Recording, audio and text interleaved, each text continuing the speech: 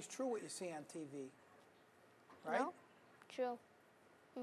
But in this interview, everything that anyone says is going to be true, right? They said they're recording. It's on 3 if you want to go ahead. So we can start? Yeah.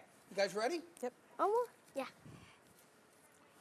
Astrid Silva and Carla Ortiz, thanks for joining me today. I bet you're both excited about going to the Democratic National Convention. Astrid Silva, talk about coming out of the shadows, which is how they describe dreamers all the time. You've really come out of the shadows. Nobody knew who you were 5 years ago. Now you might be the most famous dreamer in the country. You have a relationship with Harry Reid. The president has talked to you.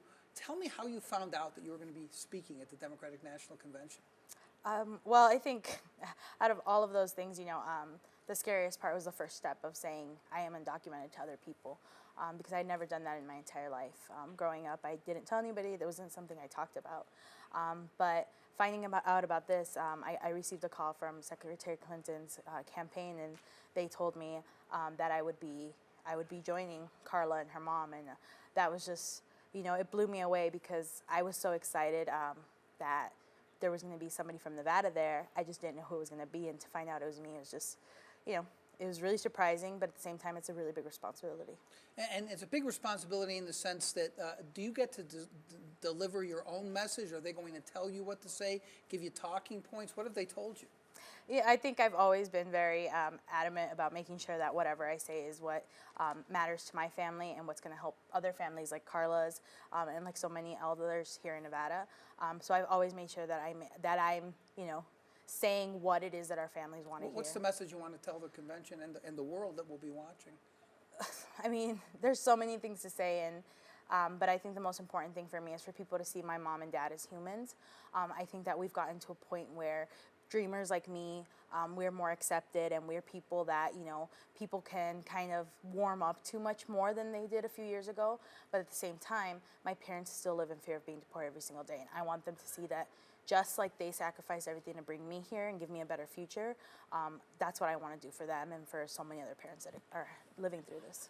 Hillary Clinton did a town hall here, Carla, and you were in the audience, and you told a very personal story to Secretary Clinton about your situation and your parents also facing potential deportation, and Hillary Clinton talked to you. You were later put in an ad. Tell people watching this right now what your story is and why you decided to speak up at that town hall. I spoke up because I thought inside of me that Hillary Clinton should know how I was going through, because she, in the town, she told us she wanted to hear each story, but each person was scared to tell the story, so I went up and I told her my story. And it was hard for me to tell her because what I suffered with my parents, with my mom mostly, I wanted her to know what I was going through. Well, let's talk about what you're going through. You talked about your mother who will also be speaking at the convention with you, facing deportation. Talk about that a little bit. Deportation for us is really complicated because my dad went to jail. He didn't deserve going to jail because he never did nothing bad. And for us, it's hard because how can we see that? And none of the immigrants, they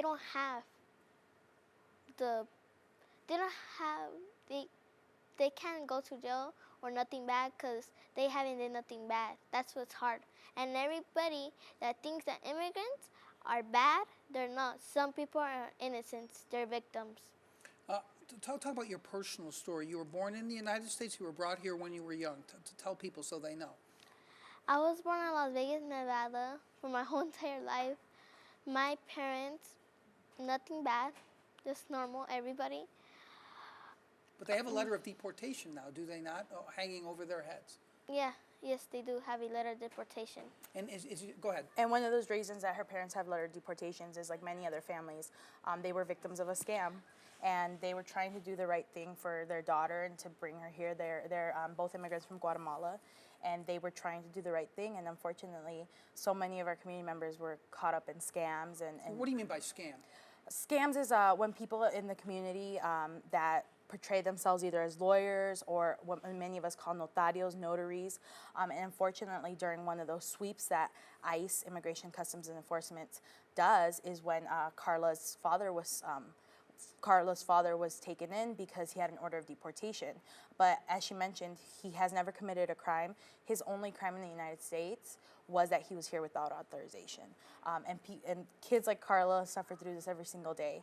And one of those reasons that, she was so brave in sharing her story, as she said, in that whole room, everybody else was terrified to say what was happening to them. And all of them had people that were in deportation proceedings.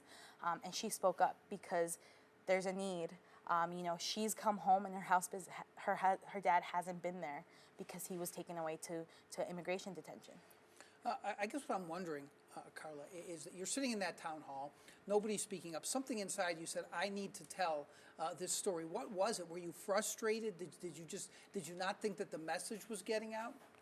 I just needed to tell her because I feel something inside of me that, like, you had to tell her. She's going to help you with stuff. So I had to tell her. That's the time I didn't want to remember back, and that's the time when I cried. Because all the things that happened with my family, I didn't want to remember it back because it was intentionally bad for me and my mom, how we suffered. But you didn't go into that town hall planning to speak, right? Mm-mm. You didn't. It just happened. It just...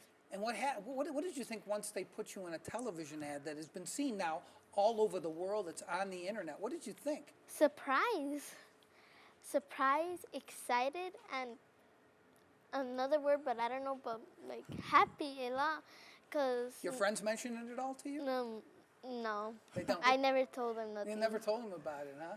Let me ask you a question, Astrid Silva. I'm wondering if you saw or heard anything about Donald Trump's acceptance speech. He said a lot about illegal immigration.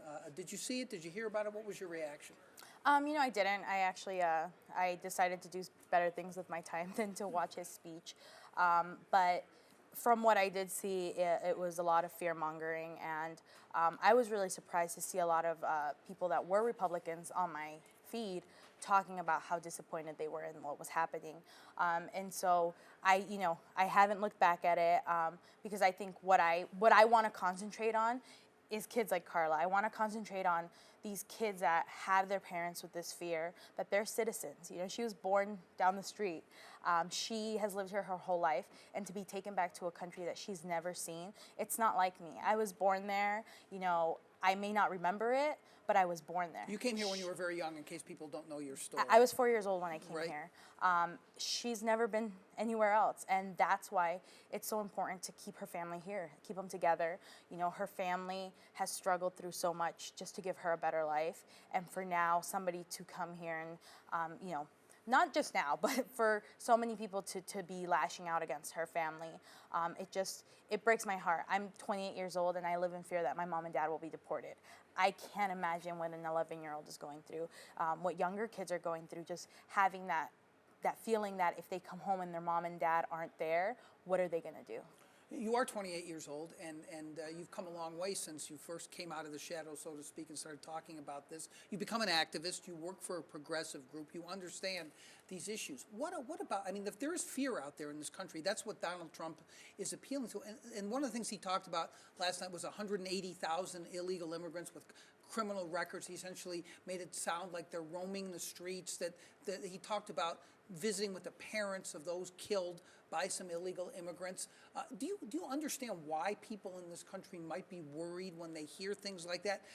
Those numbers are not inaccurate. Now, he does cherry pick the worst anecdotal incidents to talk about, but why shouldn't people in this country be worried about illegal immigration and about criminals essentially being in our midst who could commit crimes again? Why shouldn't people be worried about that? Well, I think all of us are concerned about that. And that's why we want immigration reform that would actually start looking at who criminals are. Right now, resources are being spent on people like Carla's dad, like my dad, who have never done anything in their lives other than enter the country without authorization.